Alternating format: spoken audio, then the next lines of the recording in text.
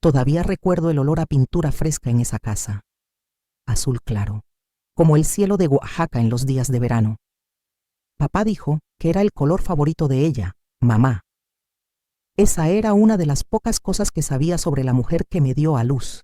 Su nombre era Esperanza, un cruel giro del destino, Esperanza.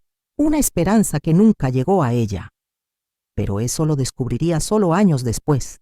Mi nombre es Guadalupe Hernández, ya tengo 83 años, y la historia que les voy a contar ha estado enterrada dentro de mí durante mucho tiempo, como un secreto que me asfixiaba. Crecí en San Miguel de Allende, México, en las décadas de 1940 y 1950, un lugar donde las tradiciones pesaban más que la justicia y donde la palabra de un hombre valía más que la vida de una mujer. Mi padre, Fernando Hernández, era el médico del pueblo, respetado por todos, un hombre de posición, como decían. Las señoras susurraban mientras pasábamos por la plaza después de la misa del domingo. Pobrecita, dijeron, crecer sin madre debe ser muy triste. Y saludé tímidamente, agarrada a la mano fuerte de papá, el hombre que más admiraba en el mundo. Me contaba la misma historia todas las noches antes de irme a dormir. Su bella Esperanza, tan joven y frágil, no podría sobrevivir. A mi nacimiento, sangró tanto, dijo con voz entrecortada, que ni siquiera él, un médico experimentado, pudo salvarla. Y lloramos juntos, por la madre que nunca conocí. En la pared de mi habitación, un solo retrato de ella. Joven, con cabello negro y ojos profundos, sonreía levemente, como si guardara un secreto. Papá me daba un beso en la frente y se iba apagando la luz. Más tarde me enteré de que este retrato era de un primo lejano que ya no vivía en la región. Nunca hubo fotografías reales de mi madre en la casa. ¿Por qué? Porque los muertos no dejan evidencia. Y mi madre no estaba muerta.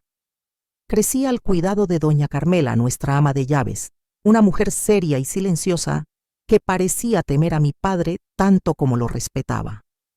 Papá no me permitía tener amigos. Dijo que las niñas del pueblo no tenían la educación adecuada para ser hijas de un médico. Estudié en casa, con profesores particulares, aislada del mundo.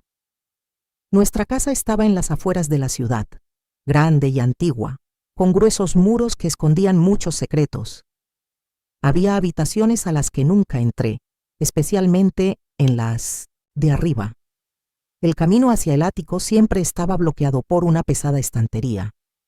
Papá dijo que era solo un almacén viejo y peligroso, lleno de polvo y animales. Un lugar que podría derrumbarse en cualquier momento, un lugar que debería evitar por mi seguridad. Y creí durante 15 largos años, creí cada palabra. Hasta aquella noche, la noche de mi 15º cumpleaños. Era el 12 de mayo de 1955, y papá había preparado una pequeña celebración para mi cumpleaños. No fue una quinceañera tradicional como las otras chicas. Nada que llamara la atención. Solo una cena con algunos colegas médicos y sus esposas. Estrené un vestido azul claro, del mismo tono que las paredes. Por primera vez me sentí una mujer, y ya no una niña. Papá estaba orgulloso y levantó su copa en mi honor. Recuerdo su discurso como si fuera hoy. Es una pena que Esperanza no haya podido ver a su hija convertirse en una mujer tan bella y educada. En la mesa, todos me miraron respetuosamente mientras yo contenía las lágrimas. Después de que los invitados se fueron, me quedé solo en mi habitación. La noche era calurosa y sofocante. Se acercaba una tormenta. Siempre he tenido miedo a las tormentas desde que era pequeña. Papá todavía estaba en su oficina, revisando algunos gráficos como lo hacía todas las noches.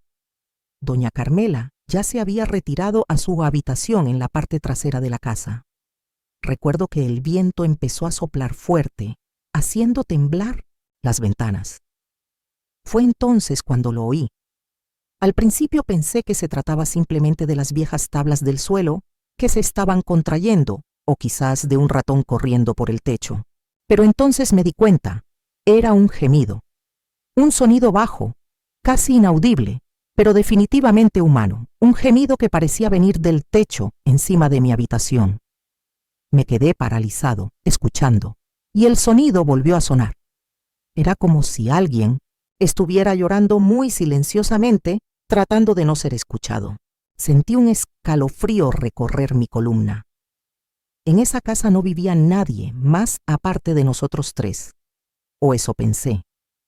Sin encender ninguna luz, salí de mi habitación. El pasillo estaba oscuro, iluminado solo por relámpagos ocasionales que se filtraban a través de las ventanas. El sonido parecía venir del final del pasillo, donde estaban las escaleras que conducían al ático, siempre bloqueadas por la estantería. Caminé de puntillas. El corazón me latía tan fuerte que tenía miedo de que papá lo oyera. Cuando me acerqué a la estantería, noté algo extraño. Estaba ligeramente alejada de la pared, como si alguien lo hubiera movido y no lo hubiera vuelto a poner en su lugar exacto. Miré hacia atrás, asegurándome de que estaba solo, y luego empujé con todas mis fuerzas. La estantería se movió con un suave crujido. Detrás de ella, una estrecha escalera conducía a la oscuridad, y el sonido ahora era más fuerte. Si te gusta esta historia, suscríbete al canal y deja tu comentario. Tu presencia me da fuerza para seguir compartiendo estos recuerdos dolorosos que he guardado por tanto tiempo. Miré hacia el pasillo, hacia la oficina de papá. La luz todavía estaba encendida. No pudo encontrarme allí. Algo dentro de mí me decía que estaba a punto de encontrar una verdad que cambiaría mi vida para siempre. Con el corazón en la garganta, comencé a subir las escaleras. Las escaleras eran empinadas y estrechas. Los escalones crujían bajo mis pies descalzos. El olor a moho y humedad se hacía más fuerte a medida que subía. Toqué la pared para guiarme, sintiendo la textura rugosa bajo mis dedos. Estaba oscuro. Solo ocasionales destellos de relámpagos iluminaban el camino a través de una pequeña ventana en lo alto de las escaleras. Cada paso que daba parecía llevarme a un lugar prohibido, un territorio que no debía explorar. Pero ese sonido, ese gemido bajo y continuo, me atraía como un imán. Llegué a una pequeña meseta. Frente a mí, una vieja puerta de madera con una cerradura de hierro oxidada. La puerta no estaba completamente cerrada. Una fina grieta dejó escapar un hilo de luz amarillenta. El sonido vino de allí. Temblé, no solo de miedo, sino de una extraña anticipación, como si, de alguna manera, siempre hubiera sabido que ese momento llegaría. Extendí la mano y empujé la puerta para abrirla. Lentamente ella abrió con un agudo gemido. Lo que vi dentro de aquella habitación quedó grabado en mi memoria para siempre, una imagen que me persigue hasta el día de hoy, en mis sueños. Era un espacio pequeño, con el techo inclinado siguiendo la forma del tejado. Una única bombilla, tenue, colgaba del techo, proporcionando una iluminación deficiente a la habitación. Había una cama estrecha contra la pared, una mesa con una palangana y un cubo en la esquina. El suelo era de madera desnuda, sin alfombra ni ningún tipo de comodidad, y sentada en la cama, acurrucada contra la pared, estaba una mujer. Delgado, terriblemente delgado. Su cabello largo y despeinado caía sobre su rostro como una cortina. Llevaba un suéter gris descolorido por el tiempo. Sus manos, huesudas y pálidas, agarraban un trozo de tela que frotaba nerviosamente entre sus dedos. Cuando la puerta se abrió, ella miró hacia arriba. Ojos profundos y asustados que se abrieron cuando me vieron. Ojos que eran idénticos a los míos. Me quedé paralizado en la puerta, incapaz de moverme, incapaz de hablar, apenas capaz de respirar. La mujer se levantó lentamente de la cama, temblando, como si no pudiera creer lo que estaba viendo. Sus piernas parecían demasiado frágiles para sostener su cuerpo. Dio un paso vacilante hacia mí, luego otro. Y entonces habló, con voz ronca, como si no la hubiera usado durante mucho tiempo. «Lupita», dijo ella. «Mi Lupita». Nadie me llamaba así más. Solo papá a veces cuando estaba de buen humor. ¿Cómo sabía esa mujer mi apodo? ¿Quién era ella? Pero en el fondo ya lo sabía. Mi corazón lo supo antes de que mi mente aceptara la verdad imposible. Ella extendió la mano para tocarme la cara, vacilante, como si yo pudiera desaparecer en cualquier momento. Sus dedos helados rozaron mi mejilla y yo no me inmuté. Y entonces sonrió, una sonrisa rota, revelando dientes faltantes. Una sonrisa que, aunque deformada por los años, era la misma que la de la foto de mi habitación. Hija, susurró. Por fin me encontraste, mi mamá, mi madre que debería estar muerta. Mi madre que durante 15 años vivió a solo unos metros por encima de mi habitación, estaba separada de mí solo por un piso y una mentira. No puedo describir lo que sentí en ese momento. Fue como si el suelo se hubiera abierto bajo mis pies, como si el mundo que conocía se hubiera roto en 1000 fragmentos imposibles de reconstruir. Me quedé allí paralizado, mientras ella me miraba con esos ojos idénticos a los míos, ojos que pedían reconocimiento, aceptación. Mi voz salió como un susurro tembloroso. «Mami, ¿eres realmente tú?» Ella asintió y las lágrimas corrieron por su rostro marcado, formando surcos en sus mejillas hundidas. De repente, oímos pasos en las escaleras, pesado, decidido. Su expresión instantáneamente se transformó en puro terror. «Hija mía, regresa a tu habitación ahora. Él no puede saber que me encontraste. Él va a...» No pudo terminar la frase. La puerta se abrió de golpe y se estrelló contra la pared.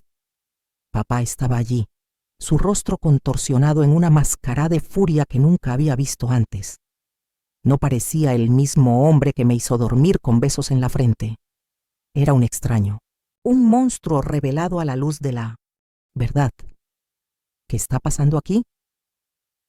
Su voz era fría, controlada, más aterradora que si estuviera gritando. Miró a mi madre, luego a mí y nuevamente a ella. Te dije que nunca más deberías hablar con ella. Fue nuestro acuerdo. Yo te mantengo vivo y tú permaneces muerto para el mundo. Mi madre se encogió y se apoyó contra la pared. No dije nada, Fernando. Ella me encontró sola, lo juro. Papá me agarró del brazo y sus dedos me apretaron tan fuerte que me dejaron marcas moradas. Guadalupe, regresa a tu habitación ahora mismo. Hablaremos de ello mañana. Esto es solo un malentendido. Esta mujer ella está enferma. Loco. Ella no es quien piensas. Abrí los ojos con incredulidad. ¿Cómo pudo mentir mirándome directamente? ¿Cómo podría negar lo que era tan obvio? Los mismos rasgos, los mismos ojos, la misma forma de la cara. Esta mujer era mi madre y la mantuvo prisionera toda mi vida. No, papi, ella no está loca. Ella es mi madre.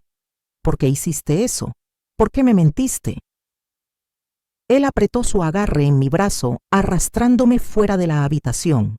Miré hacia atrás y vi a mi madre extendiéndose hacia mí con impotencia. Sus labios formaron palabras silenciosas que no pude entender, pero sus ojos lo decían todo. Amor, miedo, desesperación, esperanza. Fue la última imagen de ella que conservé de esa noche. Papá me arrastró hasta mi habitación y me encerró dentro. Oí sus pasos regresando rápidamente al ático. Estuve despierto toda la noche escuchando. Primero las voces apagadas, luego los sollozos y finalmente el silencio. No dormí esa noche. ¿Cómo podría? Mi mundo se puso patas arriba. Me senté en la cama, abrazando mis rodillas, escuchando la tormenta que continuaba afuera, como si el cielo compartiera mi agitación interior. La mañana llegó gris y húmeda. Papá abrió mi puerta temprano en la mañana. Entró con una bandeja de desayuno que colocó en la mesita de noche. Su rostro parecía haber envejecido 10 años en una noche. Sus ojos estaban hundidos y su frente marcada por nuevas arrugas. Se sentó en el borde de mi cama y permaneció en silencio durante un largo rato. Lupe, dijo finalmente, usando mi apodo como si nada hubiera pasado, como si esa intimidad todavía nos perteneciera. Necesitamos hablar de lo que viste anoche. Crucé los brazos, rechazando la comida, rechazando su mirada. Ella es mi madre, ¿no? La mujer que dijiste que estaba muerta. Suspiró profundamente, pasándose la mano por su cabello gris. Lo miré a los ojos, buscando al padre que conocía, pero solo encontré a un extraño. Sí, respondió finalmente, esa mujer es Esperanza, tu madre biológica. Pero ella ya no es la mujer con la que me casé. Ella ha cambiado, Lupe. Enfermó mentalmente poco después de su nacimiento. Traté de explicar las palabras que salían de su boca. Traté de comprender cómo podía decir eso con tanta convicción. Papá siempre fue un hombre de pocas palabras, pero esa mañana habló sin parar. Dijo que mamá había desarrollado una enfermedad mental grave después de mi nacimiento. Quien intentó tratarlo durante años, consultó a especialistas, probó medicamentos, que se había vuelto violenta, que había intentado hacerme daño cuando yo era un bebé, que mantenerla en el ático era la única solución para mantenerla a salvo y protegerme, sin tener que enviarla a uno de esos terribles sanatorios donde trataban a los pacientes como animales. Dijo que lo hizo por amor y por compasión. Mantener a nuestra familia unida, aunque sea de una manera poco convencional. Sí, usó esa expresión, poco convencional, como si encerrar a una persona en un ático durante 15 años fuera solo una excentricidad, una pequeña violación del protocolo social. Lo miré, tratando de encontrar signos de locura en él, porque sus palabras no tenían sentido. ¿Cómo podría alguien en su sano juicio justificar tanta crueldad? Y aún así, hablaba con la naturalidad de un médico que comenta un caso clínico. No había remordimiento en su voz, solo la certeza inquebrantable de alguien que cree que tiene toda la razón. Cuando finalmente se quedó en silencio, pregunté lo único que importaba. ¿Puedo volver a verla? Él dudó, estudiando mi rostro. Veo que no me crees, pero con el tiempo comprenderás que hice lo que era necesario. Sí, puedes verlo, bajo mi supervisión. Ella es impredecible, peligroso a veces. Se levantó, ajustándose la chaqueta como si estuviéramos concluyendo una cita con el médico. Y Lupe, esto debe quedar entre nosotras. La gente no lo entendería, pensarían lo peor. Y no quiero que nuestra reputación quede empañada por rumores maliciosos. Nuestra reputación, como si eso fuera lo más importante, como si la vida de una mujer valiera menos que la opinión de otra persona. En ese momento, mirando al hombre al que llamaba padre, me di cuenta de que no lo conocía en absoluto. Salió de la habitación dejando la puerta sin llave. No toqué la comida. No pude tragar nada, me quedé allí, mirando al techo, sabiendo que ella estaba allí arriba, tal vez haciendo lo mismo, tan cerca y sin embargo, tan inaccesible durante todos estos años. A última hora de la tarde, papá vino a recogerme. Vamos, dijo. Tu madre quiere verte. Subimos juntos las escaleras del ático. Él delante, yo siguiendo sus pasos. La luz del día entraba por pequeños huecos en el techo, iluminando el camino mejor que la noche anterior. Cuando entramos en la habitación, mi madre estaba sentada en la cama, como si no se hubiera movido desde la última vez que la vi. Pero había algo diferente. Su cabello estaba peinado y atado en una trenza suelta. Llevaba ropa limpia, un vestido sencillo, descolorido por el tiempo, pero digno. Alguien la había preparado para esta visita. Doña Carmela, me lo imaginé, ella siempre lo supo. Todos lo sabían excepto yo. Papá estaba en la puerta, observando cada uno de nuestros movimientos. Él no nos dejaría solos. Probablemente tenía miedo de lo que mi madre pudiera decirme. Me senté a su lado en la cama estrecha. De cerca pude ver mejor su rostro. Las marcas del tiempo y del sufrimiento estaban allí, pero también podía ver rastros de belleza, como flores que pueden brotar incluso en terrenos áridos. Ella era joven cuando la encerraron allí. Ella tenía solo 17 años cuando me dio a luz. Ahora, a los 32 años, parecía 60. Mi pequeña Lupita, dijo, tomando mis manos entre las suyas, has crecido mucho. ¡Qué mujer tan hermosa!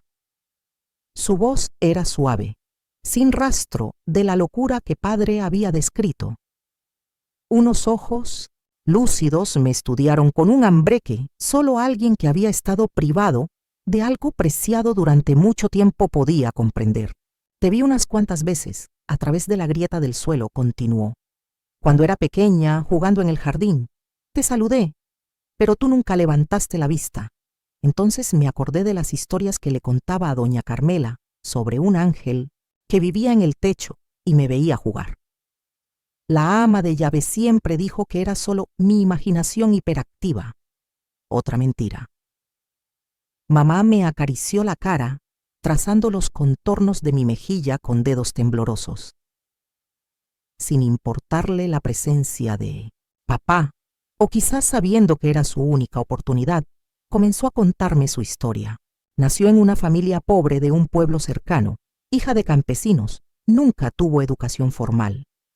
Conoció a Fernando cuando llegó al pueblo para atender una emergencia médica. Era guapo, sofisticado y prometía mostrarle el mundo.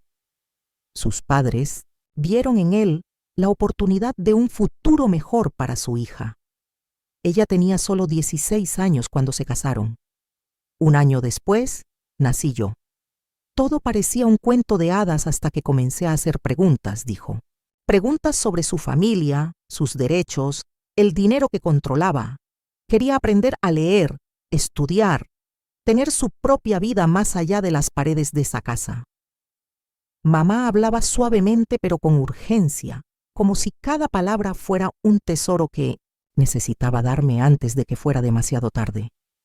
De vez en cuando, sus ojos se desviaban hacia Fernando, que permanecía impasible en la puerta, como un carcelero que observa a un visitante en una prisión. Él empezó a controlarme cada vez más, continuó. Dijo que yo no era lo suficientemente sofisticada para ser la esposa de un médico respetado, que lo avergonzaba con mis maneras sencillas, con mi español imperfecto. Me aisló de todos, prohibió las visitas, las salidas, las cartas a mi familia. Yo era muy joven, no conocía mis derechos. Pensé que un marido podría hacer eso. Eso era normal. Un día me enteré que estaba embarazada otra vez. Él estaba furioso. Él dijo que no quería tener más hijos, que ya le había dado suficiente trabajo contigo. Él exigió que me deshiciera del bebé. Su voz se quebró y se detuvo para respirar profundamente. Vi a papá dar un paso adelante, como para interrumpir, pero se contuvo. Tal vez sabía que nada de lo que hiciera ahora podría borrar la verdad que se estaba revelando. Me negué, continuó ella. Dijo que era un pecado, que quería el bebé. Tuvimos una pelea terrible. Él me empujó, me caí por las escaleras, perdí al niño. Después de eso, algo cambió en él. Empezó a darme medicamentos diciendo que eran para mi salud, pero me dejaron mareado, confundido. Un día me desperté aquí, en esta habitación. Dijo que había intentado hacerte daño, que estaba loco, que necesitaba estar aislado por el bien de todos. Juró que me internaría en una institución mental si intentaba escapar o contárselo a alguien. Nadie me creería contra su palabra, el respetado doctor Hernández, así que me quedé, esperando día tras día, año tras año, esperando que crezcas y me encuentres, que descubriría la verdad. Miré a mi padre buscando una negación, una explicación alternativa, cualquier cosa que pudiera refutar esa horrible historia. Él simplemente miró hacia otro lado, fijando su vista en la pequeña ventana por donde entraba la luz de la tarde. Su silencio fue una confesión. ¿Estabas lista para escuchar esto, Lupe? Su voz finalmente sonó, controlada como siempre. Tu madre tiene delirios persecutorios. Es parte de su condición. Convierte recuerdos simples en elaboradas conspiraciones. Se volvió hacia mi madre y le habló como si fuera una niña testaruda. Esperanza, ¿sabes que trataste de lastimar a la niña? Los médicos confirmaron su diagnóstico. ¿Por qué insistes en estas historias? Mi madre me apretó las manos con una fuerza sorprendente. No le creas, Lupita. Eres inteligente, siempre lo has sido, incluso cuando eras un bebé. Mírame, mírame a los ojos. ¿Ves locura aquí? ¿Podría una persona loca sobrevivir 15 años encerrada sin volverse loca? La miré a los ojos. Eran claros, lúcidos, decididos. No había demencia allí. Solo un dolor profundo y una fuerza que apenas podía comprender. Una fuerza que la mantuvo viva, que la hizo soportar lo insoportable, solo por la esperanza de volver a verme algún día. Papá miró su reloj como si estuviéramos en una cita programada. Eso es suficiente por hoy. Estás provocando un revuelo, Guadalupe. No es bueno para su condición. Miré a mi madre, sin querer dejarla ahora que finalmente la había encontrado. Ella pareció comprender mi dilema y susurró. Ve, hija mía. No lo contradigas abiertamente. Eso solo empeoraría las cosas para ambos. Te prometo que volveré, le dije, y te voy a sacar de aquí. Ella sonrió con tristeza, como si hubiera escuchado esa promesa antes, tal vez de ella misma, una y otra vez a lo largo de los años. Papá me sacó de la habitación. Antes de irme miré hacia atrás una última vez. Mi madre estaba nuevamente acurrucada contra la pared, abrazando sus rodillas, pero sus ojos sostenían los míos con intensidad febril. Cuando llegamos al pie de la escalera, volvió a colocar la estantería en su posición original, bloqueando el paso, un gesto que había repetido cientos, miles de veces a lo largo de los años. Un ritual macabro que separaba dos mundos, el nuestro de aparente normalidad y el suyo de encierro y desesperación. Esa noche no pude volver a dormir. Acostado en mi cómoda cama, con sábanas limpias y almohadas suaves, me sentí enfermo de culpa. ¿Cuántas noches había dormido yo en relativo lujo, mientras ella, unos metros más arriba, yacía en un duro catre, en el frío, en soledad? Comencé a cuestionar todo lo que me rodeaba. Las paredes de repente parecían cárceles. Los muebles se convirtieron en testigos silenciosos de un crimen en curso. La casa, que siempre había sido mi hogar, resultó ser una fortaleza de mentiras. Al día siguiente, evité a papá lo más que pude. Salió temprano para la oficina, como de costumbre. Tan pronto como su auto salió de la propiedad, me dirigí directamente a la cocina, donde doña Carmela estaba preparando el almuerzo. ¿Lo sabías? ¿No? Disparé sin preámbulos. Sabía que mi madre estaba viva, encerrada en el ático todos estos años. La vieja ama de llaves se quedó paralizada. El cuchillo con el que cortaba verduras quedó suspendido en el aire. Lentamente, lo colocó sobre el tablero y se giró hacia mí. Su rostro reveló todo lo que necesitaba saber. Niña Guadalupe, comenzó, limpiándose las manos en el delantal. Hay cosas en esta casa que no son asunto mío. Mi trabajo es limpiar, cocinar y cuidarte. Di un paso hacia ella con la ira burbujeando en mi pecho. Le trajiste comida. Ordenaste esa habitación. Sabías todo y nunca, jamás dijiste una palabra. ¿Cómo pudiste? Su expresión se endureció. ¿Qué querías que hiciera? Tu padre es un hombre poderoso. Tengo 5 hijos que alimentar. Si yo dijera algo, ¿quién me daría trabajo en esta ciudad? ¿Quién creería la palabra de una simple criada frente al doctor Hernández? Además, ella dudó mirando hacia otro lado. Además, ¿de qué? Insistí. Hubo un tiempo en que tu madre no estaba bien realmente. Después de su nacimiento ella cambió. Lloró sin parar y dijo tonterías. Su padre dijo que fue una depresión posparto severa. Él la trató, le dio medicinas. Tal vez al principio, tal vez él realmente creyó que estaba haciendo lo mejor para ella, para ti, para todos. Permanecí en silencio, absorbiendo esta nueva información. ¿Sería posible? ¿Habría algo de verdad en las justificaciones de papá? Así empezó, continuó doña Carmela. Pero luego simplemente no se detuvo. Incluso cuando ella mejoraba, cuando pedía verte, salir. Estaba asustado, creo. Miedo a que ella te deje, a que te lleve. Deja que la gente sepa lo que ha hecho. Miedo. ¿Fue eso lo que motivó a mi padre? El gran doctor Hernández, respetado por todos, tenía miedo de ser abandonado, expuesto, juzgado. No podía reconciliar esa imagen con el hombre que conocí, el padre amoroso que me crió. Pero quizá ese era el punto. Nunca lo conocí realmente. Ni siquiera a mí mismo. Toda mi identidad se construyó sobre una mentira. Doña Carmela se dio cuenta de mi conflicto interior. Niña, dijo con voz más suave acercándose, no juzgues a tu padre tan duramente. Hombres. Los hombres a veces hacen cosas terribles por amor. Él te ama más que a nada en este mundo. Retrocedí, horrorizada por sus palabras. ¿Amar? ¿A esto le llamas amor? Mantener prisionera a una mujer durante 15 años, mentirle a tu propia hija. ¿Qué clase de amor es este, doña Carmela?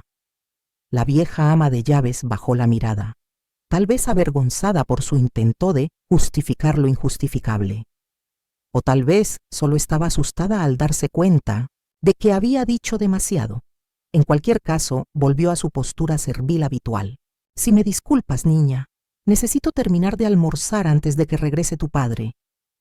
Salí de la cocina hirviendo de ira y determinación. Durante todo ese día, una idea fija siguió creciendo en mi mente. Necesitaba liberar a mi madre. Pero, ¿cómo? Papá guardaba las llaves con él en todo momento. La casa estaba aislada, lejos de los vecinos. ¿A dónde iríamos? ¿Quién nos creería? Yo era solo una chica de 15 años, sin dinero, sin conexiones, sin experiencia en el mundo. Pasé toda la tarde en mi habitación, planeando, descartando ideas, pensando en todas las posibilidades. Cuando papá llegó a casa del trabajo, bajé a cenar como si nada hubiera pasado. Nos sentamos a la mesa, uno frente al otro, fingiendo ser normales. Habló de su día, casos interesantes de la oficina, chismes de la ciudad. Respondí con monosílabos, forzando sonrisas, mientras por dentro gritaba. Después del postre, se limpió los labios con la servilleta y me miró seriamente. Lupe, he pensado mucho en nuestra situación. Es evidente que lo que has descubierto te ha perturbado y lo entiendo. Debe ser un shock tremendo. Pero créanme que hice lo mejor para todos. Sin embargo, ahora que sabes la verdad, no tiene sentido seguir manteniendo a Esperanza aislada de esa manera. Creo que podemos mejorar sus condiciones. Mi corazón se aceleró. ¿Sería posible? De verdad estaba pensando en liberarla. Quizás no era un completo monstruo después de todo. ¿Qué sugieres, papá? Pregunté intentando mantener mi voz neutral, ocultando la repentina esperanza. Bueno, comenzó, tamborileando con los dedos sobre la mesa. Podemos trasladarla a la habitación trasera del primer piso, el que está al lado del de doña Carmela. Tendrás más espacio, más luz. Podrás utilizar el baño como una persona normal. Realice caminatas cortas por el jardín cuando no haya nadie alrededor, y podrás visitarlo más a menudo. Obviamente, tendremos que ser discretos. La gente no lo entendería. Pensarían, bueno, ya sabes lo que pensarían. Asentí lentamente, como si estuviera considerando su propuesta. En su interior crecía una pequeña llama, de esperanza. Fue un primer paso. Quizás con el tiempo podría convencerlo de darle más libertad, y eventualmente encontraríamos una manera de liberarnos completamente. Papá cumplió su palabra.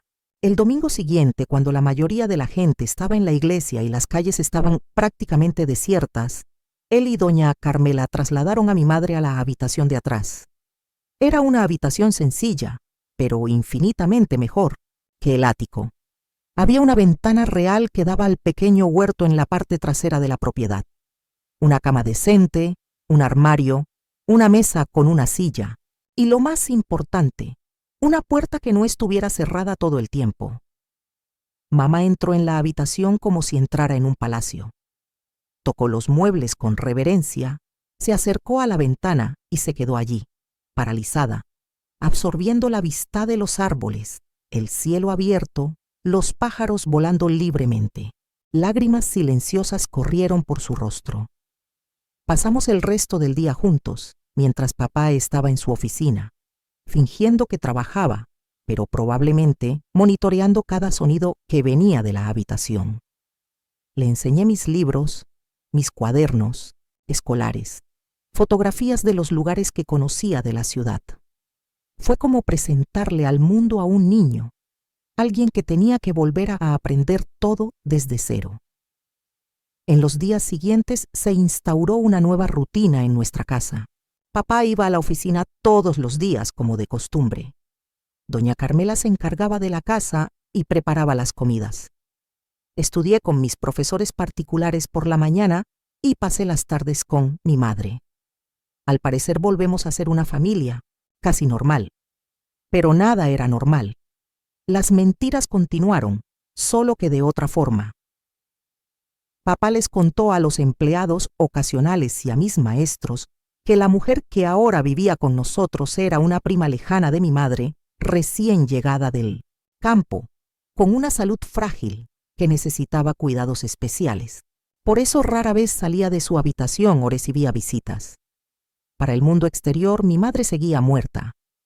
Dentro de la casa, ella estaba prisionera en condiciones ligeramente mejores. Pero la mayor diferencia fue que ahora estaba allí, con ella, todos los días. Comencé a enseñarle a leer y escribir, utilizando mis viejos libros infantiles.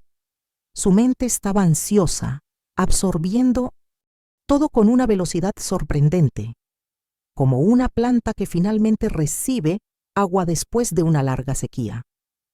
Me contó historias sobre su infancia, el pueblo donde creció, los sueños que tenía antes de conocer a mi padre, y le conté mi vida, completando los 15 años de separación forzada. Al principio, mamá era frágil, física y emocionalmente. Los años de confinamiento habían dejado cicatrices profundas. Le asustaban los ruidos fuertes, tenía miedo de los espacios abiertos y sufría terribles pesadillas. Pero a medida que fueron pasando las semanas, poco a poco fue mejorando. Ganar peso, color en las mejillas, brillo en los ojos. Su cuerpo comenzó a fortalecerse con los cortos paseos que hacíamos por el jardín, siempre que papá no estaba allí. Su mente se volvió más clara, más presente, a medida que nuestros lazos se fortalecían. Una tarde, unos 2 meses después de su liberación parcial, estábamos sentados bajo un naranjo en el huerto. El sol del atardecer pintó todo de dorado. Mamá me trenzó el cabello, como imagino que lo habría hecho todos los días si hubiéramos vivido una vida normal. Lupe, dijo suavemente, tenemos que salir de aquí. Mientras estemos bajo el techo de Metisetrestos, nuestro padre, nunca seremos verdaderamente libres. Me giré para mirarla. También he estado pensando en eso, mamá. ¿Pero a dónde iríamos? ¿Cómo sobreviviríamos? Ella terminó de trenzar mi cabello y tomó mis manos entre las suyas, mirándome con una determinación que nunca antes había visto. Tengo una familia, Lupe. Mis padres probablemente ya estén muertos, pero tengo hermanos. Fernando nunca supo de ellos. Nunca le conté a nadie todo sobre mi familia, mantuve este secreto como protección.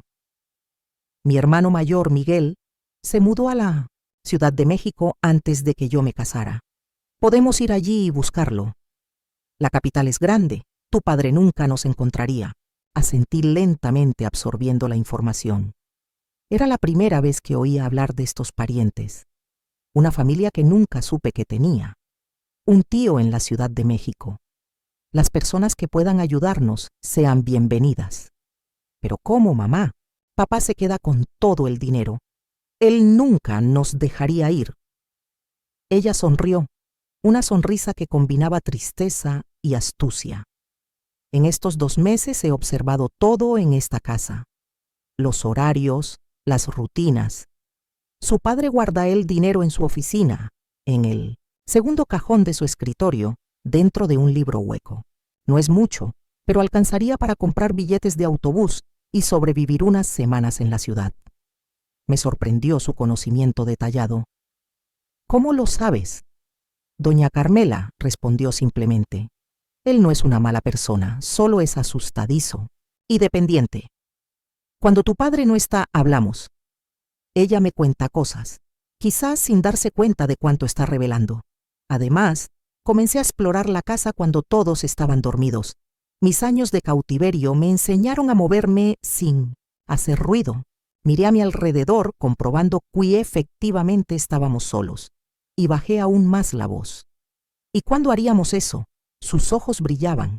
La próxima semana tu padre viajará a un congreso médico en Guadalajara.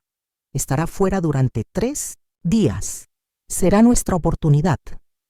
Sentí un escalofrío recorrer mi columna. En realidad fue posible.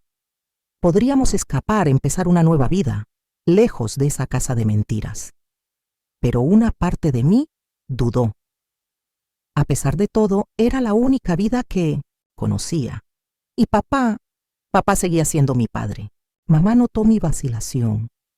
Me acarició la cara tiernamente. Sé que es difícil, hija mía.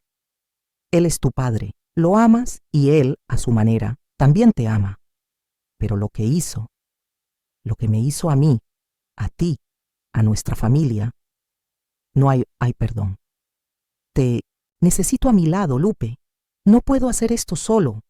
Las lágrimas llenaron mis ojos. Sabía que ella tenía razón. No había futuro para nosotros en esa casa. Puede que papá parezca arrepentido ahora, puede que haya mejorado las condiciones de mamá, pero en el fondo no había cambiado. Siguiendo guardando las apariencias, siguiendo mintiéndole al mundo. ¿Y quién me garantizaría que, si algo salía mal, no volvería a encerrar a mi madre, esta vez en un lugar donde nunca la encontraría? Es arriesgado, mamá. Si nos atrapa... Ella me apretó las manos con fuerza. Si nos quedamos, ya estamos atrapados. Prefiero morir intentando ser libre que vivir como un pájaro enjaulado por el resto de mi vida. ¿Y tú, hija mía? ¿Qué futuro tendrás aquí, sabiendo lo que sabes ahora? En ese momento, mirándola a los ojos, tan parecidos a los míos, tomé mi decisión. Lo haremos, mamá. Huiremos juntos. Pasamos el resto de la semana planeando cada detalle. Mamá, que antes parecía tan frágil, reveló una fuerza y una inteligencia que me sorprendió. Tal vez fueron los años de confinamiento, observando, pensando, esperando su oportunidad. O quizás siempre fue así, y papá tuvo que encerrarla precisamente porque no podía controlarla. El viaje de papá llegó más rápido de lo que esperábamos. La mañana de su partida me besó en la frente, como siempre lo hacía. «Llévate bien con tu tía», dijo, usando el título falso que había creado para mamá. «Y cuídate mucho. Regresaré en 3 días». Observé el coche alejarse por el camino de tierra y sentí una extraña mezcla de culpa y alivio. Fue la última vez que lo vería como mi padre. La próxima vez sería como mi carcelero, el hombre que encarceló a mi madre y me privó de ella durante 15 años. Tan pronto como el coche desapareció en la curva, corrí hacia adentro. Mamá ya estaba lista, aunque no tenía mucho que llevar. Un vestido extra, una chaquetilla, unos zapatos gastados que le había regalado doña Carmela. También viajaría ligero, algo de ropa, mi diario, una fotografía mía, pero ninguna que incluyera a papá. Queríamos cortar todos los vínculos con ese pasado. Lo más difícil sería dejar atrás a doña Carmela. Sabíamos que no podíamos contarle nuestros planes. No porque nos delatara intencionalmente, sino porque no podría ocultárselo a papá cuando regresara. Era mejor para ella no saber nada, poder decir honestamente que no tenía idea de lo que había sucedido. Pero aún así necesitábamos vuestra ayuda, aunque fuese indirecta. Mamá también tenía un plan para eso. Doña Carmela solía ir al mercado los miércoles. Le pediríamos que comprara algunos artículos especiales, asegurándonos de que estaría fuera más tiempo de lo habitual. La acompañaba hasta la puerta, como hacía a veces, para asegurarme de que realmente se había ido. Así que tendríamos unas 3 horas para actuar. Así se hizo. Doña Carmela salió alrededor de las 10 de la mañana, con una larga lista de compras y algo de dinero extra que logramos sacar del mismo cajón que mamá había mencionado. Tan pronto como ella se fue, corrimos a la oficina de papá. Mamá sabía exactamente dónde mirar. En el libro hueco, como era de esperar, encontramos un fajo de notas. No era una fortuna, pero sería suficiente. También nos llevamos algunos documentos importantes, mi certificado de nacimiento, en el que figuraba Esperanza como mi madre, y lo que parecía ser un antiguo certificado de matrimonio de ellos, amarillento por el tiempo, prueba de que ella era quien decía ser si la necesitábamos. La vieja maleta de cuero que había pertenecido a mi abuelo, el padre de Fernando, ahora contenía nuestras pocas posesiones. Antes de irse, mamá quería visitar el ático una última vez. Se quedó mirando en silencio el pequeño espacio que había sido su mundo durante 15 años. No había odio en sus ojos, solo una profunda tristeza y tal vez un toque de alivio por finalmente dejarlo atrás. Cerramos la puerta de esa habitación para siempre. Al salir, pasamos por la cocina para comprar algo de comida para el viaje. Fue entonces cuando vi el recetario de doña Carmela sobre la mesa. Impulsivamente, tomé un lápiz y escribí unas líneas, dejando la nota allí, donde seguramente la encontraría. Querida doña Carmela, gracias por todo, estamos bien. Por favor, no se preocupe por nosotros. No le diga a nadie que le dejé esta nota. Adiós. Mamá me miró con preocupación. Es peligroso, Lupe. Me encogí de hombros. Ella merece saber que estamos bien. Además, cuando papá se entere, ya nos habremos ido hace mucho. Salimos por la puerta trasera, atravesamos el huerto y tomamos un camino lateral que conducía a la carretera principal. No queríamos que nos vieran salir de la propiedad. El sol del mediodía caía pesadamente sobre nuestras cabezas. Mamá, que rara vez había estado al aire libre en los últimos 15 años, se protegió los ojos con la mano, pero ella sonrió, una sonrisa amplia y genuina, mientras respiraba profundamente el aire limpio de la libertad. El recorrido hasta la estación de autobuses de la ciudad vecina era largo, casi 10 kilómetros por caminos de tierra y senderos entre fincas. Evitamos la carretera principal por miedo a que alguien nos reconociera y se lo contara a papá más tarde. Mamá caminaba con dificultad. Sus músculos no estaban acostumbrados a tanto esfuerzo. Cada media hora teníamos que parar para que pudiera descansar a la sombra de un árbol. Sus delicadas manos estaban cubiertas de ampollas y su respiración se hacía cada vez más dificultosa. Pero nunca, ni una sola vez, se quejó o sugirió que volviéramos. Vio una determinación feroz en sus ojos, la misma que la había mantenido viva y cuerda durante todos esos años de confinamiento. A media tarde por fin llegamos a la pequeña estación de autobuses. Era poco más que una parada de autobús con una taquilla improvisada. Nunca había estado allí sola antes. En las raras ocasiones en que viajaba, siempre estaba acompañada por su padre en su coche. Todo me parecía extraño y un poco aterrador. Mamá me apretó la mano, como si sintiera mi nerviosismo. Me impresionó cómo, a pesar de su fragilidad física, demostró tanta fortaleza emocional. Ella se mantuvo firme por mí mientras yo trataba de hacer lo mismo por ella. Éramos dos mitades del mismo. Coraje. Compramos boletos para el próximo autobús que iría a Ciudad de México. Saldría en 2 horas. Nos sentamos en un banco de madera, con la maleta entre los pies, intentando parecer lo más naturales posible. Una madre y su hija viajando, nada, fuera de lo común. Pero mi corazón latía con fuerza en mi pecho y mis manos sudaban fríamente.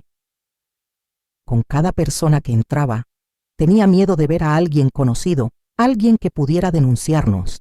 Después de lo que pareció una eternidad, el autobús finalmente llegó. Era viejo y polvoriento, con asientos desgastados y un fuerte olor a diésel. Para nosotros, parecía un palacio sobre ruedas, nuestro billete a la libertad. Subimos, le entregamos los billetes al conductor y nos sentamos en 2 asientos atrás. Cuando el motor rugió y el vehículo comenzó a moverse, intercambiamos una mirada de alivio e incredulidad. En realidad estábamos haciendo eso, estábamos escapando. El viaje a la capital duraría casi 20 horas, con varias paradas en el camino. A medida que el autobús avanzaba, dejando atrás San Miguel de Allende y todo lo que conocía, una extraña sensación de ligereza comenzó a invadirme. Como si las mentiras y el peso del secreto que llevábamos finalmente quedasen atrás, junto con el paisaje que se alejaba por la ventana. Mamá se quedó dormida con la cabeza apoyada en mi hombro. Su rostro, incluso mientras dormía, mantenía una expresión alerta, como si una parte de ella aún esperara despertar en cualquier momento y regresar a su prisión. Podrían pasar años antes de que pudiera volver a dormir verdaderamente en paz. Mientras ella descansaba, yo observaba cómo el paisaje cambiaba fuera de la ventana. Las montañas y llanuras de Guanajuato dan paso a paisajes cada vez más variados. Nunca había estado tan lejos de casa antes. Cada kilómetro era un descubrimiento, cada nuevo horizonte un misterio. Pensé en papá, que volvía a casa y la encontraba vacía, y que su prisionero y cómplice involuntario había desaparecido. ¿Qué harías? ¿Nos buscarías? ¿Podrías denunciar nuestra desaparición? De alguna manera lo dudé. Su secreto era mucho más grande que el nuestro. Si hiciera tanto ruido por nuestra desaparición, tendría que explicar quién era realmente ese primo lejano que vivía en su casa. No, se quedaría callado, como siempre lo había hecho. Quizás inventaría alguna historia para los vecinos, para mis profesores. Yo diría que fui a estudiar a otra ciudad, quizás.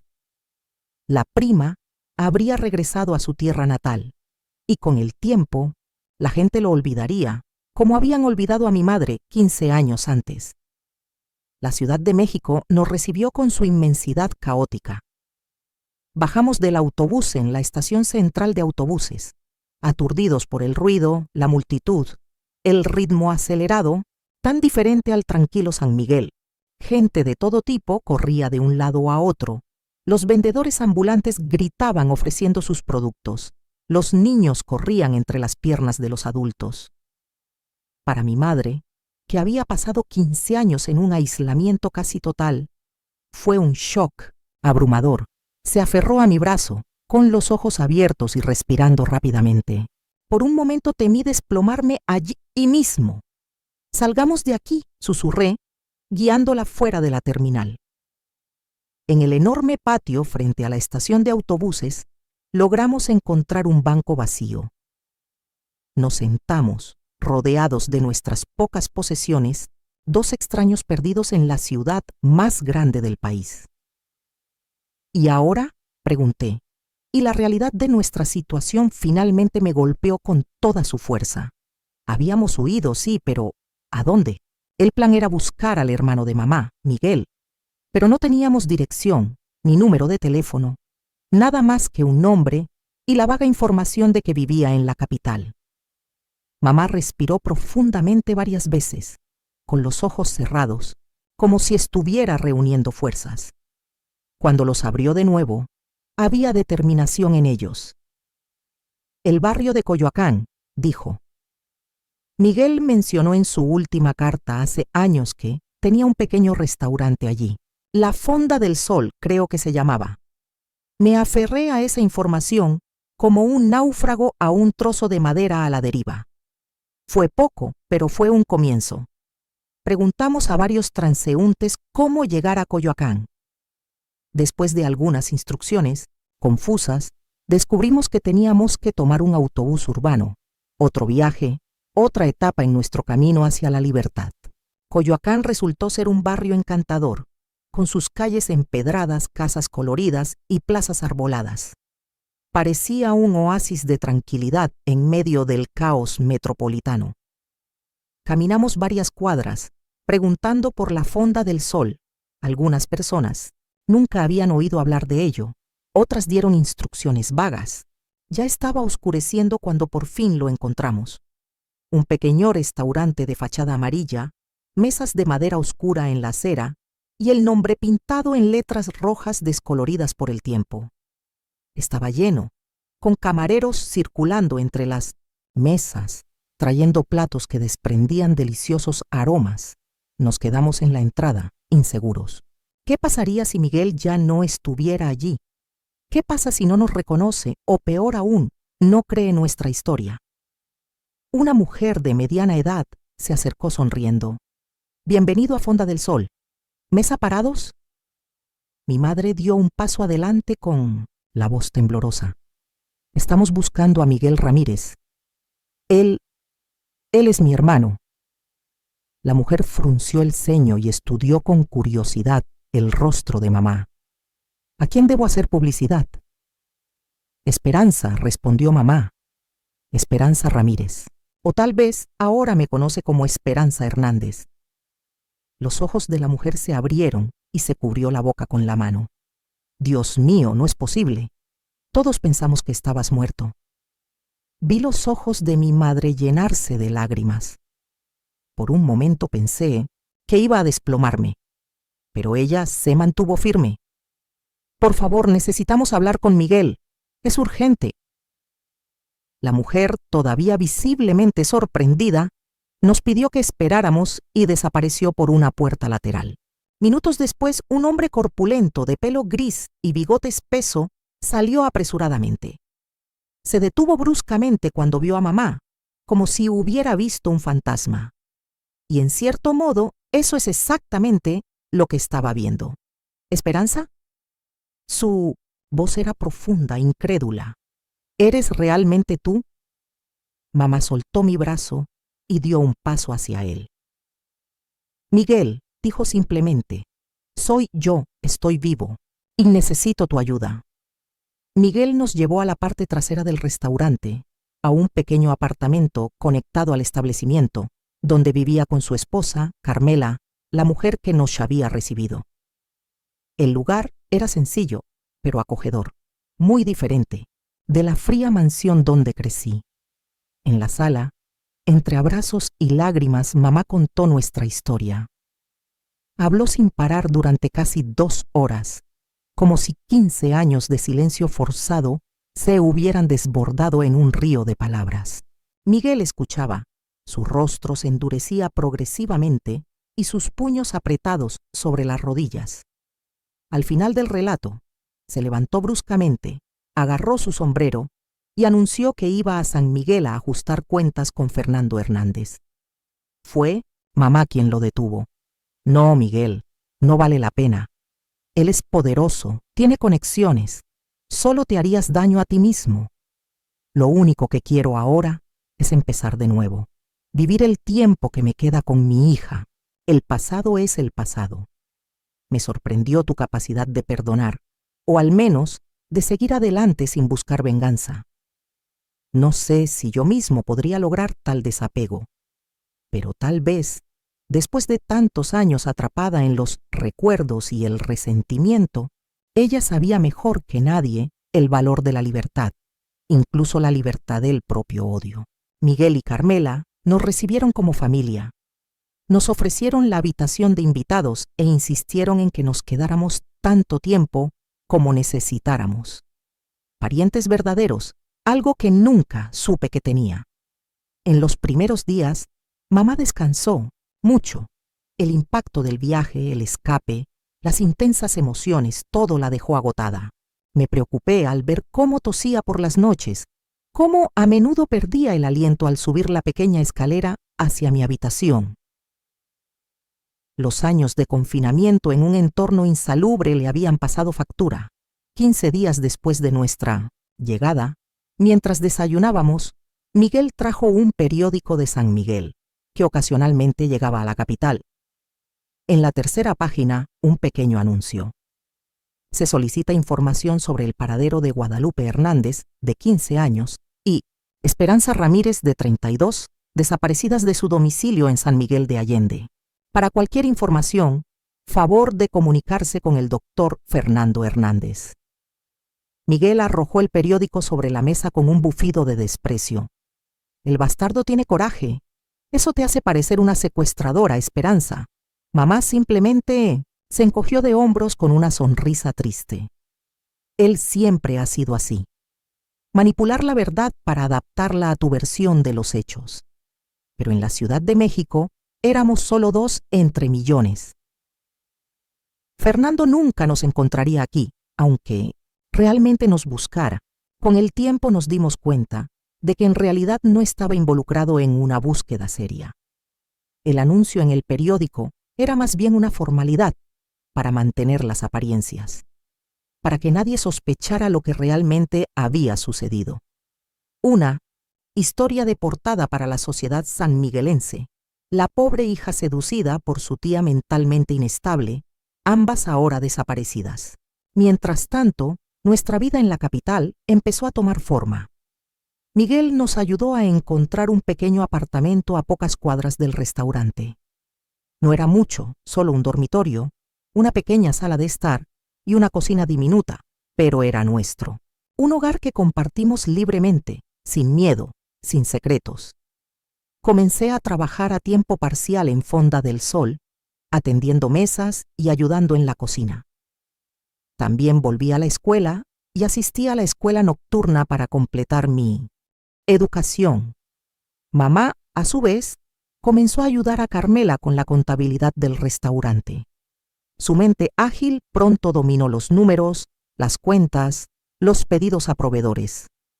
Poco a poco, ambos fuimos recuperando el tiempo perdido, tejiendo una nueva vida a partir de los hilos sueltos que nos quedaban. Durante casi 3 meses vivimos en una burbuja de cautelosa felicidad. Cada día traía pequeños descubrimientos, pequeñas alegrías. Mamá probando helado por primera vez en 15 años. Yo viendo una película en el cine sin necesidad de permiso. Los dos caminando libremente por las calles de la ciudad, de la mano anónimos entre la multitud. Fueron momentos sencillos, banales, para la mayoría de la gente, pero extraordinarios para nosotros. Sin embargo, nuestra felicidad tenía un límite de tiempo limitado, aunque yo aún no lo sabía. Un domingo de julio, cuando regresábamos del mercado, mamá empezó a toser violentamente. Un ataque tan fuerte que tuvo que apoyarse contra la pared para no caer. Cuando finalmente se detuvo, había sangre en su pañuelo. Sangre roja brillante, aterradora.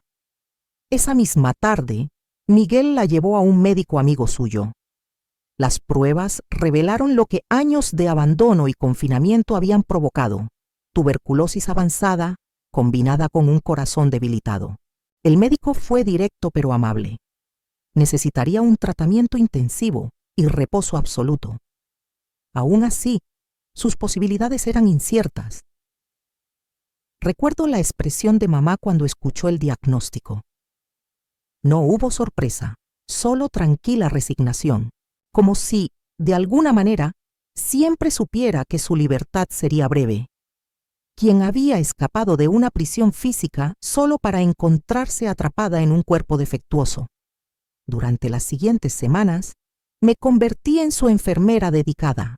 Él le administraba sus medicamentos en los horarios exactos, preparaba las comidas que ella apenas podía comer, le leía cuando sus ojos estaban demasiado cansados para concentrarse en las páginas. Miguel y Carmela nos ayudaron lo más que pudieron, pagando medicinas costosas, trayendo médicos para visitas a domicilio, haciéndose cargo de mis funciones en el restaurante para que yo pudiera quedarme en casa. Aún así, mi madre se iba consumiendo día a día. Los medicamentos parecían solo retrasar lo inevitable. En sus momentos de lucidez, cuando le bajaba la fiebre, hablábamos mucho. Ella quería conocerme completamente, absorber cada detalle de la hija que le habían robado. Y yo quería lo mismo, descubrir a la mujer detrás de la prisionera, la persona, que habría sido si el destino no hubiera sido tan cruel. Hablamos del pasado, pero también del futuro. Mis sueños, mis planes.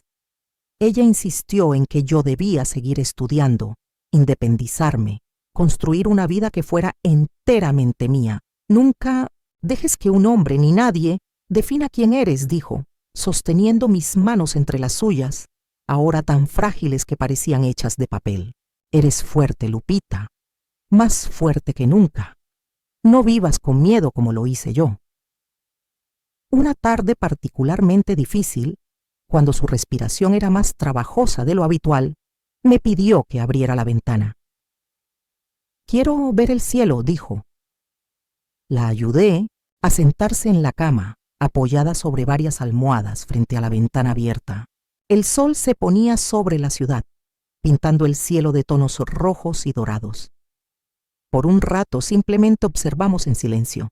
Entonces dijo, sin apartar la vista del horizonte: «¿Sabes, Lupe? No me siento enojada con él.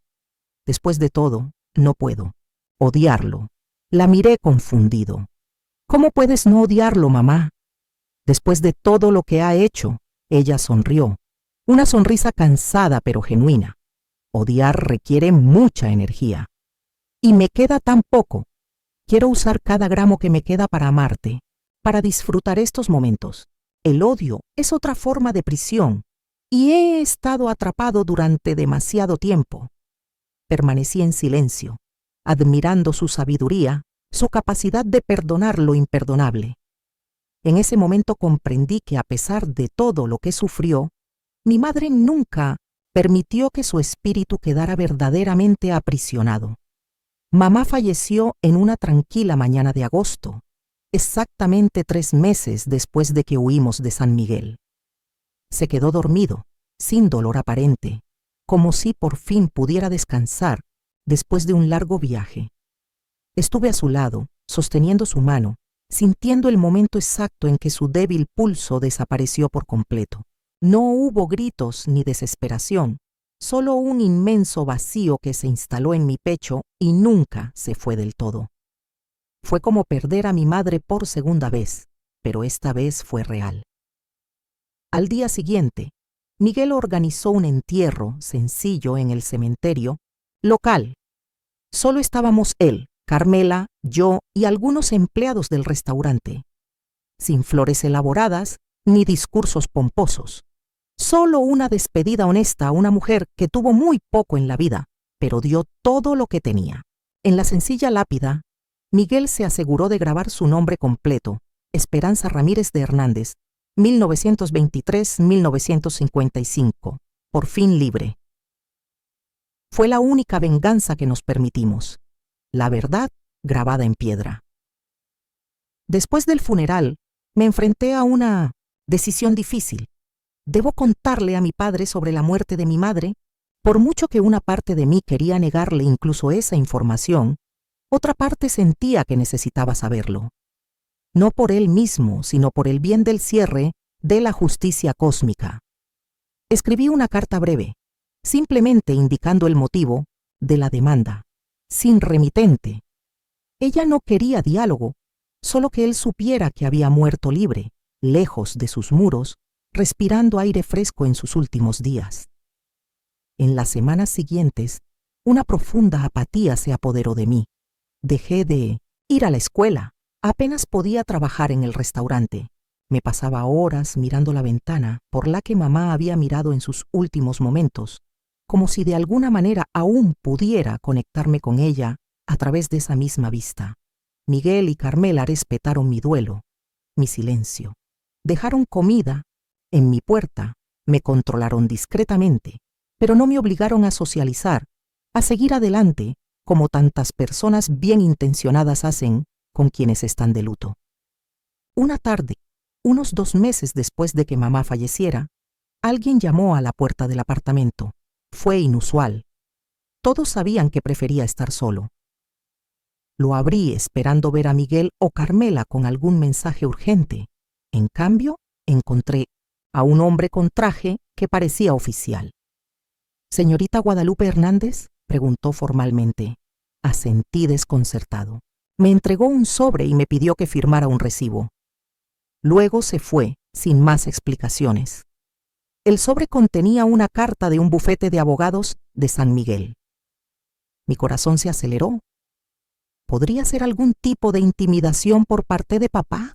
Estaba amenazando con demandarme y obligarme a regresar. Con dedos temblorosos, abrí la carta y comencé a leer. No fue lo que esperaba. Se trató de la notificación formal del fallecimiento de Fernando Hernández, ocurrido 2 semanas antes, a causa de un infarto masivo en su despacho. El documento también me informaba que como su único heredero, había recibido todos sus bienes: la casa en San Miguel, el consultorio médico, las cuentas bancarias, todo. Me senté en la cama, aturdido, con la carta todavía en mis manos. Papá estaba muerto. El hombre que amé durante toda mi infancia, a quien odié en los últimos meses, a quien nunca conocí realmente. Muerto, solo en su oficina, rodeado de sus secretos. No sabía cómo sentirme. No había alegría, ni tristeza, ni alivio, ni ira, solo un vacío extraño, como si una historia hubiera terminado abruptamente, sin una resolución adecuada. Como si el villano hubiera abandonado la escena antes del ajuste final de cuentas. Una semana después, regresé a San Miguel de Allende. El viaje de regreso fue muy diferente a la apresurada huida que habíamos hecho meses antes. Esta vez viajé en autobús ejecutivo, con un boleto comprado legalmente, utilizando el dinero que el abogado había adelantado para los gastos inmediatos relacionados con la herencia. Miguel insistió en acompañarme, preocupado por lo que pudiera encontrar, por los recuerdos que me esperaban. El pueblo lucía exactamente igual: las calles empedradas, la imponente iglesia en la plaza central, los vendedores ambulantes ofreciendo dulces y artesanías a los turistas. Pero yo había cambiado. Vi todo con otros ojos, más viejos, más conscientes. Nuestro primer destino fue el despacho del abogado, un hombre mayor que conocía a mi padre desde hacía décadas. El doctor Torres me saludó con distante formalidad, claramente curioso por mi desaparición y regreso, pero demasiado profesional para hacer preguntas directas. Me explicó los detalles del testamento, los trámites legales necesarios, las cantidades involucradas. Era una fortuna considerable. Papá no solo había sido un médico respetado, sino también un astuto inversor. Guardaba dinero en varios bancos, poseía acciones en varias empresas, además de la propiedad en San Miguel, que por sí sola valía una pequeña fortuna. Todo ahora era mío.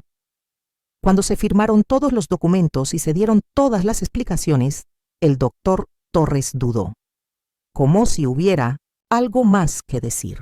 «Señorita Hernández», comenzó ajustándose nerviosamente las gafas. Su padre le dejó un sobre. «Me pidió que te lo entregara personalmente en caso de que regresaras después de que él se fuera». Le tendió un sobre amarillento sellado con cera. Era pesado y contenía más que solo una carta. Le di las gracias formalmente y lo guardé en mi bolso sin abrirlo. No quería leer las palabras de papá delante de extraños, ni siquiera a aquellos bien intencionados.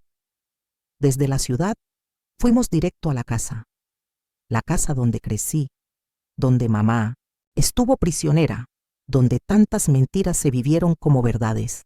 El camino familiar por el camino de tierra, los árboles que bordeaban la entrada, el gran portón de hierro forjado.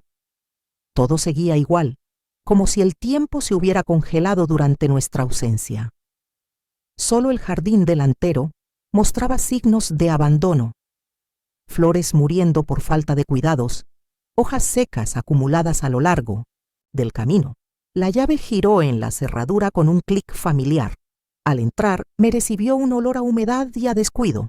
Las cortinas estaban corridas, sumiendo el vestíbulo de entrada en una oscuridad lúgubre. Caminé lentamente por las habitaciones, absorbiendo cada detalle.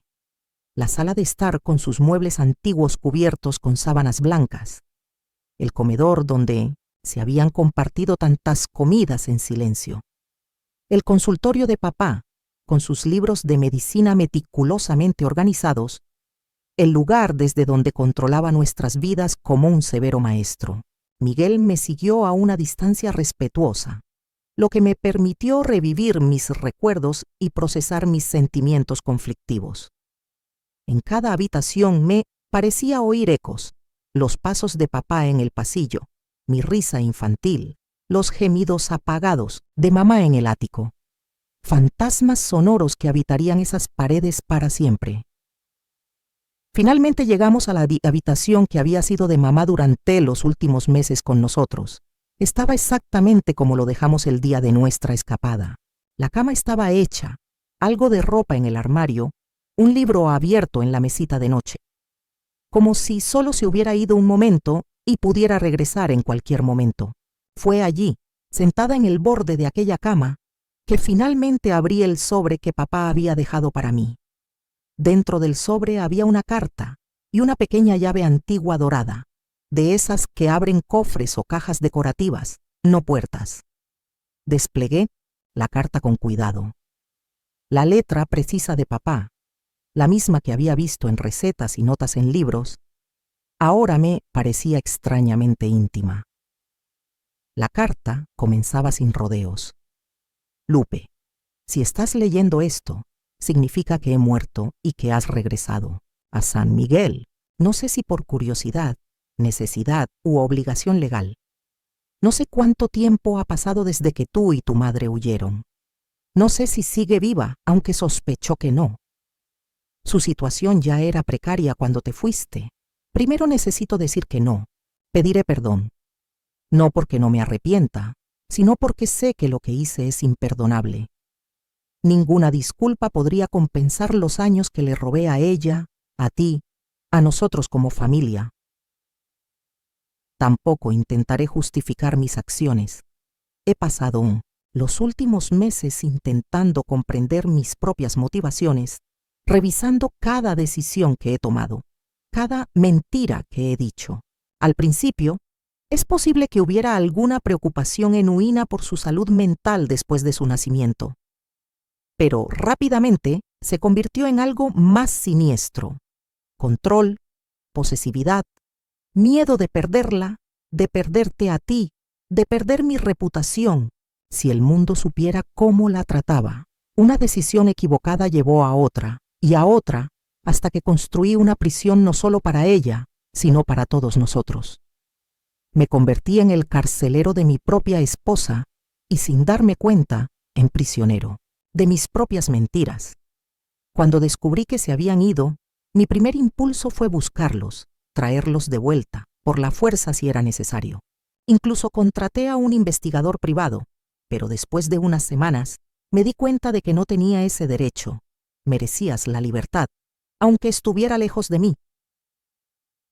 La llave que acompaña a esta carta abre una caja fuerte en el principal, Banco de la Ciudad, en el número 227. Dentro encontrará el diario que he guardado durante todos estos años. Cada decisión, cada mentira, cada momento de duda o arrepentimiento frustrado. No espero que tu lectura me redima, pero tal vez te ayude a entender, no a perdonar, solo a entender. También hay fotografías.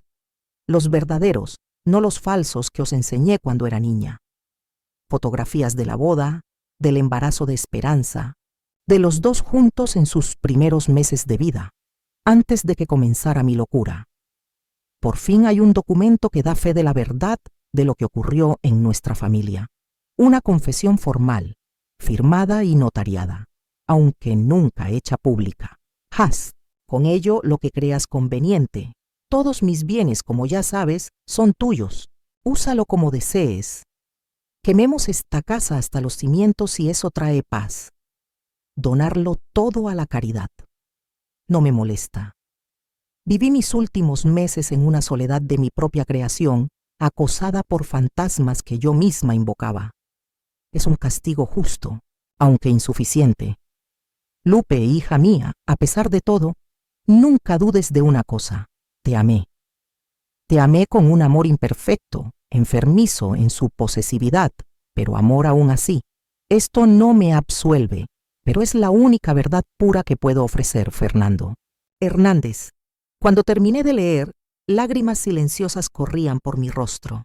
No eran lágrimas de perdón ni de reconciliación, sino de un doloroso reconocimiento.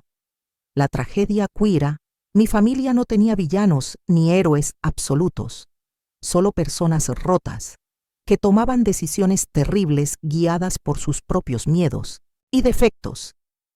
Miguel, que hasta entonces había permanecido callado, se acercó y puso su mano sobre mi hombro. ¿Qué decía la carta? Él preguntó amablemente. La verdad, respondí, al menos su versión de la verdad. A la mañana siguiente fui al banco con la pequeña llave dorada. El gerente, que obviamente conocía a mi padre, me condujo a la zona segura con una deferencia casi exagerada. Todo el proceso fue rápido y discreto. Pronto estuve solo en una pequeña habitación privada, con una caja de metal frente a mí. La cerradura cedió fácilmente cuando giré la llave.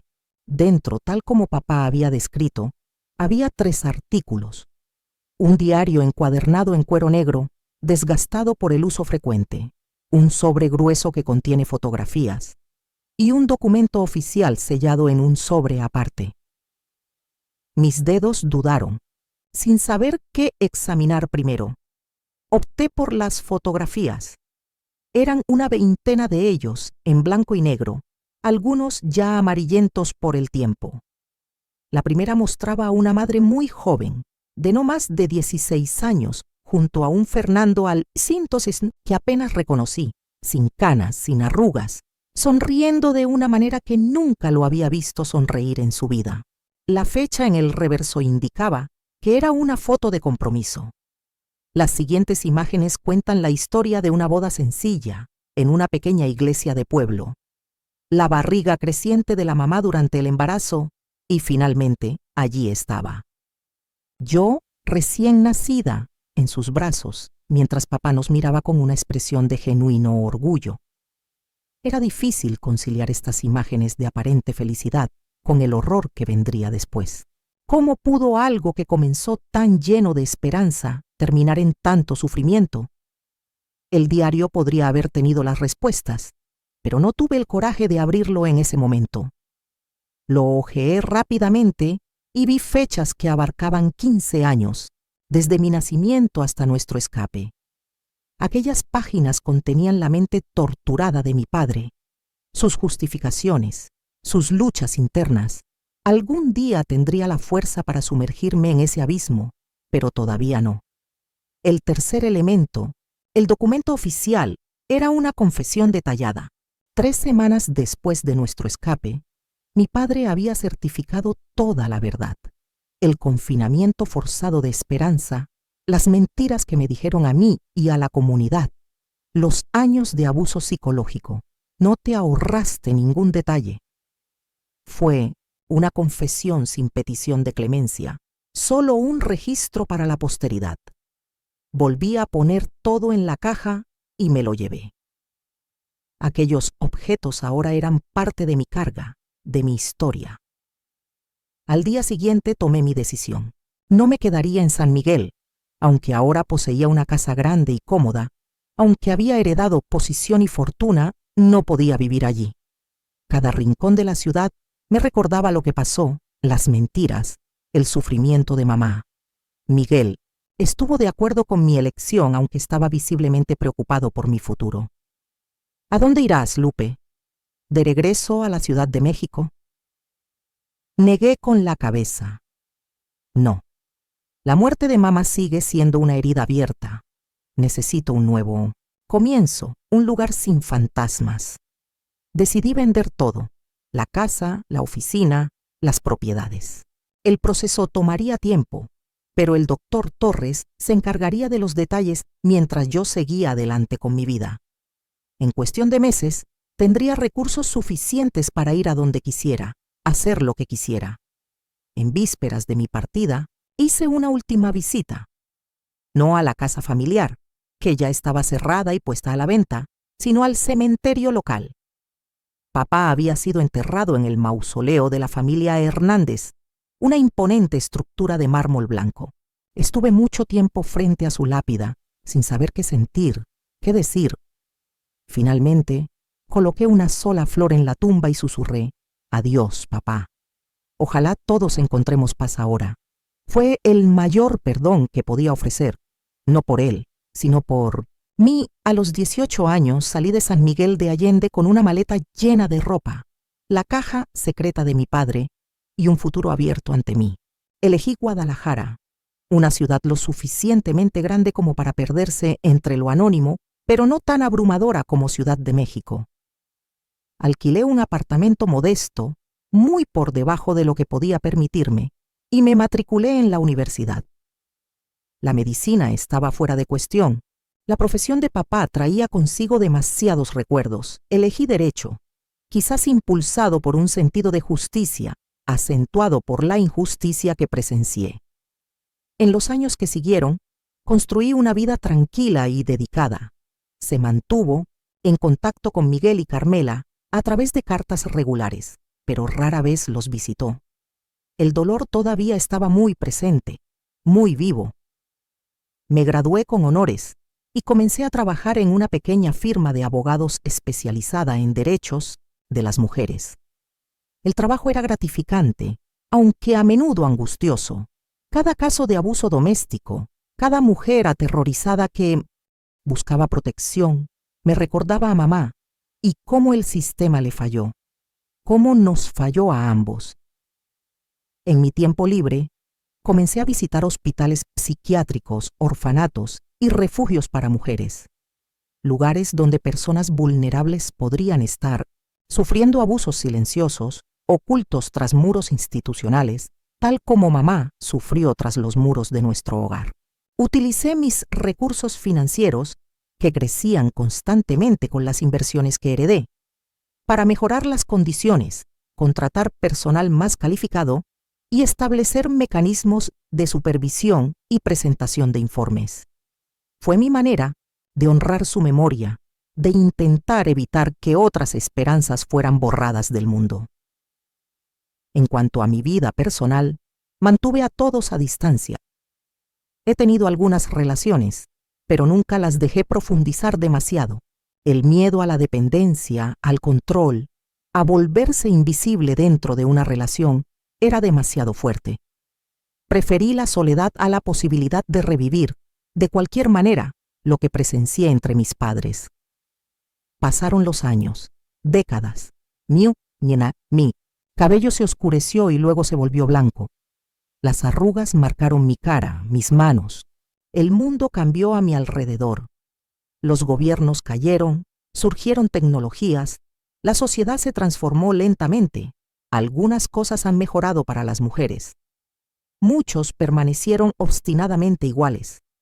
Miguel falleció en la década de 1980, seguido por Carmela unos años más tarde. Estas fueron las únicas veces que regresé a la Ciudad de México. San Miguel, nunca volví a visitarlo. El diario de papá permaneció encerrado en la misma caja de seguridad durante casi 2 décadas, hasta que finalmente encontré el coraje para leerlo. Fue una experiencia perturbadora, adentrarme en la mente del hombre que me había causado tanto amor y tanto daño. Sus palabras revelaban unos celos malsanos, un profundo miedo al abandono, una incapacidad de ver a mamá como una persona separada de él, con sus propias necesidades y deseos. Pero también mostraron momentos de claridad, de horror ante sus propias acciones, de deseo genuino pero impotente de cambiar. En sus últimas entradas escritas después de nuestra huida, hay un reconocimiento tardío del daño que había causado, una aceptación de su culpa sin atenuantes. Cuando cumplí 60 años, me retiré del ejercicio formal de la abogacía, pero continué mi trabajo con organizaciones de derechos humanos. Adopté 3 gatos y tengo una rutina tranquila, dividida entre lectura, paseos y visitas a hospitales y refugios. Nunca me casé, nunca tuve hijos. No por trauma ni amargura, sino por elección. Mi trabajo, mis causas, eran suficientemente familia. Había paz en esa vida sencilla, una modesta satisfacción que era quizá todo lo que se podía esperar después de un comienzo tan turbulento. Y luego, a los 75 años, recibí una invitación inesperada para hablar en una conferencia sobre los derechos de las mujeres, en San Miguel de Allende. Mi primer impulso fue negarme. Pero algo dentro de mí, una voz que sonaba extrañamente parecida a la de mamá, sugería que tal vez era hora de cerrar el círculo, de volver a visitar la escena de nuestra tragedia familiar a través de los ojos de una anciana, ya no de una niña asustada. Regresé a San Miguel en un otoño suave, casi 70 años después de mi última salida de la ciudad. Para mí era irreconocible, y yo para ella. La pequeña ciudad colonial se había convertido en un destino turístico, internacional, con hoteles de lujo, galerías de arte y restaurantes sofisticados. Donde una vez había casas sencillas y negocios locales, ahora hay boutiques caras y cafés elegantes frecuentados por extranjeros y mexicanos adinerados. Me alojé en un pequeño hotel cerca del centro. No quería alojarme en ninguno de los grandes complejos turísticos. Preferí la discreción, el anonimato. Tampoco anuncié mi regreso. Después de todo, ¿quién recordaría a la hija del doctor Hernández después de tantas décadas? En la mañana de la conferencia me vestí con cuidado. Un traje gris apagado, mi cabello blanco recogido en un moño simple, solo un lápiz labial claro y el collar que había pertenecido a mamá. El único recordatorio físico de ella que tenía, recuperado de sus cosas después de su muerte. El auditorio estaba lleno, en su mayoría con mujeres jóvenes, estudiantes, activistas y algunos profesionales de mediana edad. Todos con el fuego en la mirada que reconocí bien, el mismo que me conmovió durante toda mi vida. Cuando me presentaron como una de las pioneras en la lucha por los derechos de las mujeres en México, sentí un extraño desplazamiento temporal. Era como si la Guadalupe de 15 años, escondida en algún lugar dentro de mí, observara todo con asombro. Hablé durante casi una hora sobre mi trabajo, sobre los cambios que he visto a lo largo de las décadas y sobre lo que aún queda por hacer. No mencioné mi historia personal. No estaba listo para compartir eso, no allí, no todavía. Después de la charla, durante la sesión de preguntas y respuestas, una joven levantó la mano.